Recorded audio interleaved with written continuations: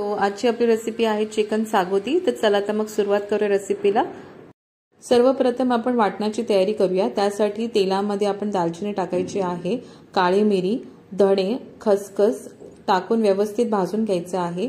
त्याच्यावरती 2 उभे चिरलेले कांदे टाकून चांगले भाजून घ्यायचे आणि एक मोठा नारळ पूर्ण किसून आपल्याला एक छान वाटण तयार करायचं आहे। भाजल्यानंतर बाजूला काढून घ्यायचं आहे। नंतर हिरवा वाटण्यासाठी आलं, लसूण, कोथिंबीर, मिरची ह्याचं वाटण तयार करायचं आहे आणि त्याच ह्याच्यामध्ये मिक्सरच्या भांड्यामध्ये कांदा खोबऱ्याचे वाटण करून घ्यायचंय, ते बाजूला ठेवायचंय। नंतर 1 किलो चिकन साठी हळद, मीठ, नंतर आपल्याला हिरवा मसाला जो केलाय तो टाकायचा आहे, लिंबाचा रस आणि नलिनी काकूचा इथे मी चिकन मसाला घेतलेला आहे तो 1 चमचा टाकायचा आहे। खूप छान लागतो स्पेशली नॉनव्हेज मध्ये, तर नक्कीच ट्राय करा तुम्ही सुद्धा।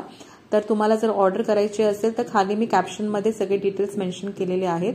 मॅरिनेशन करून ठेवायचं अर्धा तास। नंतर तेलामध्ये तमालपत्र, कांदा टाकून आपल्याला 1 चमचा नलिनी काकूचा चिकन मसाला टाकायचा आहे आणि गरम मसाला टाकायचा आहे आणि व्यवस्थित मिक्स करून घ्यायचा आहे। आणि हे चिकन टाकून व्यवस्थित मिक्स करून आपल्याला गरम पाणी टाकून 15 मिनिटं शिजवून घ्यायचं आहे चिकन। 15 मिनिटांनंतर आपल्याला व्यवस्थित ढवळून त्याच्यामध्ये खोबऱ्याचं वाटण टाकायचं आहे आणि पुढची अजून मिनिटं या वाटणामध्ये चिकन छान शिजू द्यायचं आहे। एकूण 20 मिनिटांनंतर बाजूला करून बघाल प्लेट तर छान अशी तर्री आलेली आहे। तर कोथिंबीर टाकून मस्त एन्जॉय करा कोंबडी वडे सोबत ही चिकन सागोती।